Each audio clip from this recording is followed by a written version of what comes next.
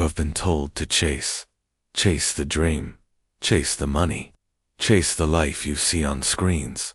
But the truth is, those who chase never catch. Because what you pursue with desperation runs from you with equal speed, and every step you take toward it from a place of lack only reminds you that you do not yet have it. The man who chases the horizon will die tired, with nothing but footprints in the sand. The man who becomes the horizon, on the other hand, does not run at all. The world turns to meet him. The mistake is thinking that success, peace, and purpose are out there somewhere in the distance, waiting to be hunted down. No, the mountain is not climbed by running toward its shadow. It is climbed by planting your foot on the first rock, and then another, and another, until you are no longer a person who wants to climb, but a climber. Khalil Gibran wrote, "Work is love made visible, and to become, you must make the invisible visible in your thoughts, in your habits, in the way you carry yourself when nobody is watching. Stop chasing the life you think you deserve. Start becoming the person who naturally lives it. Think of the greats who walked before us. Thomas Edison did not chase the light bulb. He became a man obsessed with light itself. Every failed filament was not a detour, it was the path. Carnegie did not chase riches, he became steel. Walt Disney did not chase a castle, he became a kingdom in human form. They understood what most never will. You do not get success. You grow into it. You do not find purpose. You sculpt yourself until you are it. And here is the part people don't want to hear. You cannot become what you are unwilling to embody in the dark. Success is not a lottery ticket. It is a mirror. If the reflection is not ready, the prize will slip through your hands. The chaser is always restless. They leap from one scheme to the next, from one big break to another, addicted to the thrill of the hunt, but terrified of the stillness that would reveal their emptiness. The one who becomes is different. They are rooted, like a tree, whose leaves may change with the seasons, but whose trunk is unmoved. They understand that chasing is an act of fear, and becoming is an act of power. It is not enough to want. Wanting is a wound. Becoming is the healing. Do not chase wealth. Become disciplined, valuable, and relentless in mastery, and wealth will follow like a shadow that cannot leave your side. Do not chase respect. Become a person of integrity, and respect will bow to you before you ever ask. Do not chase love. Become love, and it will find you in every room you walk into. The world has been built on this quiet law. We attract what we are, not what we wish for. Look at the seed. It does not chase the sun. It becomes the kind of thing that the sun nourishes. It grows roots deep into the unseen soil, while the impatient weeds stretch too fast and wither under the first heat. This is why your focus must shift inward. Your goal is not to run faster, scream louder, or knock on more doors. Your goal is to become the kind of person for whom doors open on their own. Yes, this is slower. Yes, this will frustrate the part of you addicted to quick wins. But understand, quick wins fade. What you become cannot be taken from you. Becoming begins in the unseen hours. When you rise before the sun to do the work, no one will clap for. When you keep your word in the smallest promises to yourself. When you study while others scroll. When you train your mind to hunger for truth instead of comfort. It is here, in these hidden battles, that the future you is forged. Not in the applause, not in the deal, not in the victory photo, but in the long stretches of solitude, where you decide again and again that you will live with purpose or not at all. History is not kind to the chaser, but it immortalizes the one who becomes. Abraham Lincoln did not chase the presidency. He became a voice for a fractured nation long before the title found him. Henry Ford did not chase $1 billion. He became the embodiment of efficiency and innovation until the world could not ignore him. They were not desperate for validation. They were too busy becoming undeniable. And so the question you must ask yourself is this: if all the trophies, all the recognition, all the applause were stripped away, Would you still be who you say you want to be? Or are you only that person in the eyes of others? Because becoming is internal first. It is built in silence, shaped in struggle, refined in patience. Only later does it appear to the world, and by then, it does not need to chase acceptance. When you stop chasing, you start seeing. You see that the game was never about running faster than the rest. It was about running in the right direction, inward, into your discipline, into your vision, into your values, until they are so deeply etched into your being that no storm can erase them. And once you are there, the things you once ran after will begin to arrive. Not because you hunted them, but because you now radiate the qualities they belong to. The chaser begs. The one who becomes, commands, not with arrogance, but with presence. This is the transformation you must commit to, not to catch something, but to become someone. You must understand. The moment you decide to become, the world will test you. It will not hand you the crown simply because you've declared your intentions.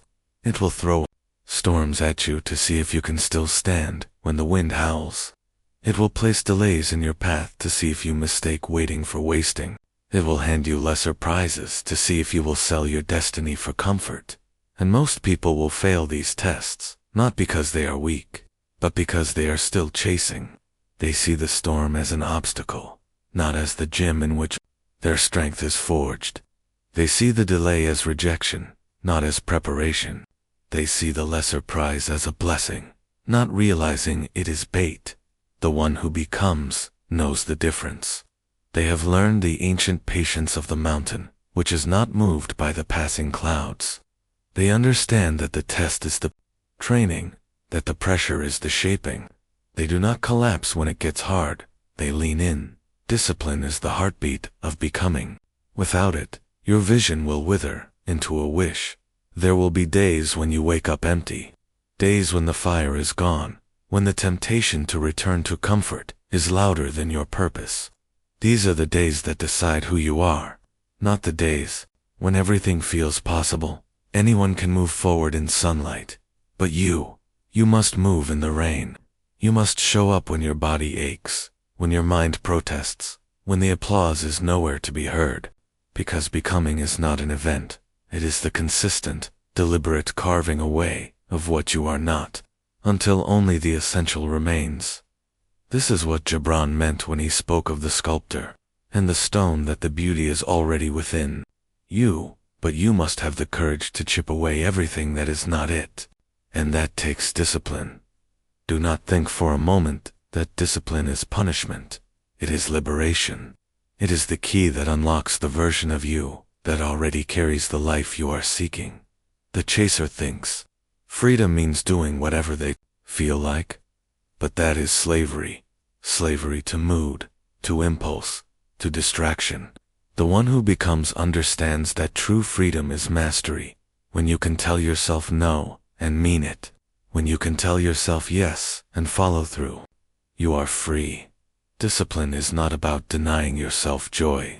It is about building a life where joy is the default, because you have earned it through right action. Resilience, too, must be your constant companion, because when you stop chasing and start becoming, you will no longer sprint from pain. You will face it. You will take the blows without flinching, knowing they are shaping you. Lincoln lost more elections than most men ever run in. Ford went broke 5 times before building the machine that would change the world. Disney was told a mouse could never be loved by millions. What if they had chased approval, instead of becoming the kind of men who could endure rejection? They would have been forgotten. And that is the danger of chasing. When the first wall appears, the chaser turns back. When you are becoming, there is no back, there is only through. Adaptability is the quiet strength that holds it all together. Because to become, you must be willing to be remade. You cannot cling to an old identity while reaching for a new destiny. The caterpillar does not negotiate with the cocoon. It surrenders to transformation, and yet, most people fear this surrender. They are attached to the image they've built in the minds of others. even if that image is the very thing keeping them from growth. Hear me, the you that will live your dream life is not the you standing here today. They are stronger, clearer, sharper, more disciplined, more focused. To meet them, you must let go of who you think you are. The chaser resists this, because chasing is about getting something while staying the same. Becoming is about changing so that the life you seek fits you as naturally as your own skin, and this is where vision becomes your compass. Not the kind of vision you scribble down in a rush of motivation, but the kind that burns quietly in your chest when the night is long. The kind that is not just a picture of what you want, but a picture of who you must be to deserve it. You must see it so clearly that it becomes impossible to live as anything less. You must feel it in the way you walk, in the way you speak, in the way you make every choice. Vision without action is fantasy. Action without vision is chaos. But vision paired with action is inevitability. And when you carry both, you stop chasing. Because the life you want is no longer a stranger. It is simply the natural consequence of who you are becoming. The world will call this magic. They will say you are lucky. They will not understand that the things you now have were drawn to you not by chance, but by the quiet gravity of a transformed soul. And you will smile, not because you need them to understand, but because you finally do. You will understand why the chasing years were empty, and why the becoming years are full. Even before the fruit is ripe, because now, every moment has meaning. Every action is a step deeper into yourself. And the life that was once out, there is now, in here. Mastery is the summit of becoming. Not mastery over the world, not mastery over others, mastery over yourself. When you master yourself, every other victory becomes inevitable, because the real war is not fought in boardrooms, stadiums, or battlefields. It is fought in the quiet moments when no one is watching. It is fought between your ears, in the space between impulse and action. And if you win there is no power on earth that can stop you. Self-mastery is the ability to command your own mind, to focus it like a blade, instead of letting it scatter like dust in the wind. It is the ability to feel fear and still step forward, to feel doubt and still act, to feel tired and still give your best. This is why Gibran wrote that your living is determined not so much by what life brings to you, as by the attitude you bring to life. When you have mastery, you are no longer at the mercy of the day's conditions. You carry your own weather. Gratitude is the soil that nourishes becoming. It is not a passive thank you for what you have. It is an active recognition that even the smallest gift can be fuel for your growth. The chaser looks at their life and sees only what is missing. The one who becomes looks at the same life and sees raw material. They understand that the stone in their path can be an obstacle or a stepping stone, and gratitude makes it the latter. Gratitude shifts your state from scarcity to abundance. From I need to I create. And in that shift, you begin to operate, not from desperation, but from power. Because here is the truth. When you are grateful for what you already have, you stop chasing from a place of lack, and you start creating from a place of wholeness, and wholeness draws more to it. But do not mistake gratitude for complacency. It is not sitting idle while the world moves. It is building with joy instead of bitterness. It is running toward your vision without the poison of resentment slowing your steps. Gratitude fuels the long game. It keeps your spirit intact when the results are still invisible. It reminds you that you are not empty, you are in process. Now, we must speak of identity, because all of this discipline, resilience, adaptability, mastery, gratitude will collapse without a deep shift in who you believe yourself to be. Your identity is the gatekeeper of your destiny. You will never rise above the limits of the story you tell yourself. If you see yourself as unworthy, you will sabotage every opportunity. If you see yourself as unlucky, you will find ways to lose, even in winning seasons. If you see yourself as a victim, you will chase rescue instead of becoming your own savior. The one who becomes rewrites their story.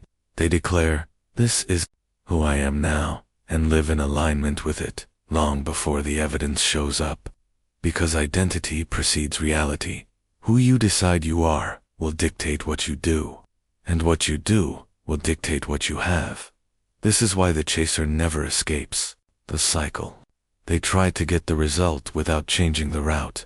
They want the fruit without becoming the tree. But you must become the kind of person for whom the result is natural. Not a miracle, not a fluke, but the obvious outcome of who you are. Do not underestimate how powerful this is. When your identity shifts, your habits shift. When your habits shift, your results shift. When your results shift, your life transforms. And here is the secret few will tell you. Becoming never ends. There is no final form, no ultimate destination, where you can stop and say, I am done. The ocean does not stop making waves. The sun does not stop rising. You, too, must keep expanding. This is not exhausting, it is liberating. Because it means your worth is not tied to a single achievement. It means you will always have something greater to grow into. It means you can love the climb as much as the summit, because both are part of the same becoming. The truth is, there will be days when you feel you have stopped moving forward, days when the horizon seems to stand still. But know this, even when it feels like nothing is happening, the roots are still growing. Even in stillness, transformation is taking place.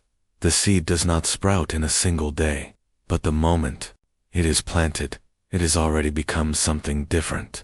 And so have you. Every choice you make to align with the person you want to be is another stroke of the sculptor's chisel.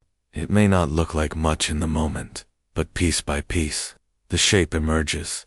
You stop chasing when you realize that you are not waiting for the world to change. You are changing yourself until the world has no choice but to respond. This is the work, not the frantic sprint toward a finish line that keeps moving, but the steady, intentional walk toward becoming unshakable, undeniable, and unforgettable. And when you live this way, you will discover something miraculous. You no longer need to ask if you are on the right path, because you have become the path. You must understand something profound. The life you dream of is not somewhere in the distance. It is here, in the marrow of your choices, in the fire of your discipline, in the truth of your identity. You are not chasing it because you do not yet see it within yourself. But the moment you do, the chase ends. Look at the oak tree. When it is a seed, it does not pray for an oak to arrive from the horizon. It becomes one from within. It grows so steadily, so surely, that no wind can uproot it, no drought can wither it before its time. And when it reaches full height, it does not strain to prove itself. It simply is. That is your task. To stop running toward the shadow of your dream and to begin standing as the shape that casts it. Think of every great soul who ever walked the earth. They were not in a desperate sprint toward their destiny. They carried their destiny within them until the world could not deny it. Leonardo did not chase genius. He became curiosity itself. Mandela did not chase freedom. He became freedom, even in a cell. Mother Teresa did not chase love. She became love until it overflowed into the streets, and so must you. You must stop measuring your worth by what is in your hands today, and begin measuring it by the depth of what you are planting in yourself. Because the day will come when those seeds burst through the soil, and when they do, you will realize they were growing all along. Yes, there will be people who do not understand. They will ask why you work so hard before the results are visible. They will question your silence when you choose action over noise. They will mock your discipline because it reminds them of their own lack. Let them. They cannot see the architecture you are building in the unseen. They cannot feel the steel you are forging in your mind. They cannot understand that you are not chasing applause. You are building a life that will not collapse when the applause fades. There is a moment in every journey when you realize you no longer need permission. That moment is freedom. It is the day you stop asking, will this work for me? And start declaring, I will work for it until it does. It is the day you stop wondering if you're capable and start acting as if you are. Without hesitation, the chaser waits for proof. The one who becomes, creates it. And so I ask you now, what are you willing to become? Not just to achieve your goals, but to deserve them. Will you become disciplined enough to master yourself when distractions roar? Will you become resilient enough to rise after the world knocks you down? Will you become patient enough to keep building when the reward is still years away? Will you become courageous enough to shed the version of you that is comfortable but small? Because the truth is, becoming costs everything you are. You will lose parts of yourself you thought you needed. You will bury old identities, old excuses, old fears. You will stand at the grave of who you were and walk away without looking back. But in that empty space, something extraordinary will be born. You will feel it the moment it happens. The shift, the quiet certainty, the realization that you no longer need to chase, because the things you once ran after are now running toward you. Opportunities will arrive not as surprises, but as natural consequences. People will treat you differently, not because they've changed, but because you have. The mirror will reflect a person you once only imagined, and now you are them.